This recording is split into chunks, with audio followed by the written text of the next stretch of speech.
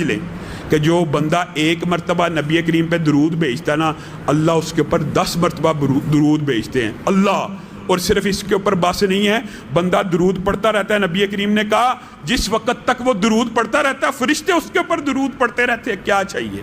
اس سے بہترین معاہدہ اللہ کے ساتھ کیا ہو سکتا ہے کہ آپ نبی پہ درود بھیجیں، اللہ اور اس کے فرشتے آپ کے اوپر درود بھیجیں. نبی کریم نے کہا جو صرف 10 مرتبہ میرے پر صبح شام درود بھیجتا ہے، میں محمد صلی اللہ علیہ وسلم، جس طرح اللہ نہیں نہ بھولنے والا، اللہ کی قسم تمہارا میرا پیارا نبی جس دن ہر نبی نفسی نفسی کہہ رہا ہوگا نا، اس وقت بھی نام لے کے نہیں بلکہ کیا کہہ رہا ہوگا؟ امتی امتی، اللہ مجھے بھی بچانا، میری امت کو بھی.